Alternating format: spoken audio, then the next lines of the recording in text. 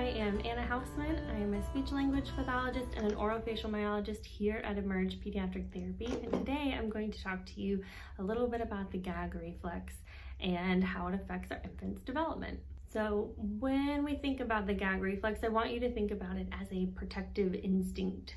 It is something that your body does naturally to help keep you from swallowing something that is too large or shouldn't be there. When we are a baby, that gag reflex is way far forward on the tongue, and as we get older, it moves back.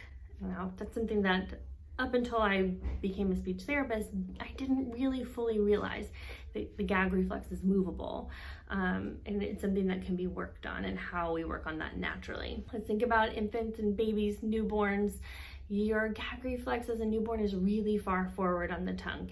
It is going to be activated if you touch anywhere on the back 3/4 of the tongue. So I have brought my giant mouth with me today. Obviously no newborn has all of their teeth, but we're going to use this for demonstration anyway. So this first portion right here, this first 1/4, is usually pretty safe for an infant, and anything that touches back here is going to send red flags to your infant. They're going to start gagging and kind of avoiding having anything put back in their mouth. And when we think about babies, their airways are really small. They really can't take in very large objects, so it's really easy to activate. Now, around 4 to 6 months, we're gonna start seeing that gag reflex move back. And it comes at a very specific time for a reason. That's about the time that we start getting better control over our bodies. We are likely going to start exploring some kind of food or be interested in food. And so that gag reflex goes from being right here, triggered at this first quarter of the tongue, and it's gonna start moving back here between 4 and 6 months. By 6 to 9 months, our gag reflex should be on the back 1/3 of the tongue. And as we continue to get older, it should move back a little bit further to the back 1/4. There are things that we do naturally that will move that gag reflex back. Breastfeeding naturally helps move the gag reflex back. Bottle feeding is gonna help move that gag reflex back. But mouthing is a great way to encourage the gag reflex to move back. And sometimes that can be a hard thing for parents to understand, especially in the age of the pandemic where we're all totally freaked out by germs. The last thing that you want is your precious little newborn chewing on their hands that have maybe been on the floor or a toy that the dog got, and you're very concerned about what goes into your child's mouth, understandably so. But we want to think about how can we promote healthy mouth development with safe mouthing objects. So I brought a few things with me today to show you some food, some non-food. There are lots of great baby toys out there that encourage moving the gag reflex back. There are lots of great baby teethers and chewing rings and things like that. I'm going to post some pictures at the end of this video and some links as well to some of my favorite chewies. I particularly like some of the chewies made by Arc Therapeutic. They have longer pieces on them that go back further on further chew surfaces. So rather than just hitting up here, the longer stick-like chewies can get back here and will kind of help brush against and desensitize and move the gag reflex back on the tongue.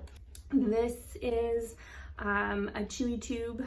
They come in different sizes and different strengths. This one's pretty tough. It's meant for an older kid. But again, we have that stick shape.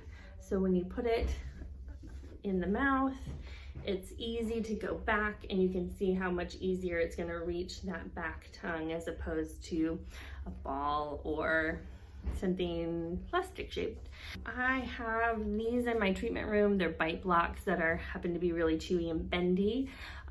Not something that I had for my kid when she was an infant, but just again showing you that stick shaped kind of healthy chewing surface. Something else to be said about these long stick-like toys or chewies are that you can have the infant be in control. And I will show you what I mean by introducing one of my favorite foods to use as a chewy and help with the gag reflex, and that is a raw carrot. Before I gave raw carrots to my daughter, I always peeled them, and this one I have not, but for demonstration purposes, the thing that I like about this is that it's easy to put in your hand, very easy for an infant to grasp. You don't need any kind of complicated grasp to hold it, so it really puts your child in control. So as they go to put a carrot in their mouth, oh, they hit their gag reflex, they can pull it out really quickly. Then they can go back to chewing, and hope they've hit that gag reflex. They're in control of pulling it out, which is the beauty of an oversized long chew object.